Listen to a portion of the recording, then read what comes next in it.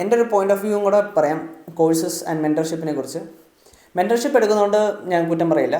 കാരണം മെൻറ്റർഷിപ്പ് എന്ന് പറഞ്ഞാൽ 1-on-1 മെൻറ്റർഷിപ്പ് ആണെങ്കിൽ, അല്ലെങ്കിൽ ഒരു ചെറിയ ഗ്രൂപ്പിൻ്റെ മെൻറ്റർഷിപ്പ് ആണെങ്കിൽ കുഴപ്പമൊന്നുമില്ല. കാരണം ചിലപ്പോൾ ഇത് പഠിച്ചെടുക്കാൻ, അല്ലെങ്കിൽ ട്രേഡിംഗ് എന്നുള്ളൊരു ഹോൾ കോൺസെപ്റ്റ് മാസ്റ്റർ ചെയ്യുന്നെങ്കിൽ ചിലപ്പം 2 വർഷം അല്ലെങ്കിൽ 5 വർഷം എടുക്കും. അപ്പോൾ ഒരു മെൻറ്റർഷിപ്പ് എടുത്ത് ഒരു ഗൈഡൻസും കൂടെ ഉണ്ട്, അല്ലെങ്കിൽ ഇതിൽ ആക്ച്വലി കുറച്ച് പ്രോപ്പറായിട്ട് ട്രേഡ് ചെയ്ത് പോകുന്ന, അല്ലെങ്കിൽ സൈക്കോളജിയൊക്കെ കറക്റ്റായിട്ടുള്ള ഒരാളുടെ അടുത്തുനിന്ന് മെൻറ്റർഷിപ്പ് എടുക്കുകയാണെങ്കിൽ ഈ 5 വർഷം എന്നുള്ള ടൈം സ്പാൻ നിങ്ങൾക്ക് ഒരു വർഷം അല്ലെങ്കിൽ 2 വർഷം എന്നുള്ള രീതിയിലേക്ക് ആക്കാം.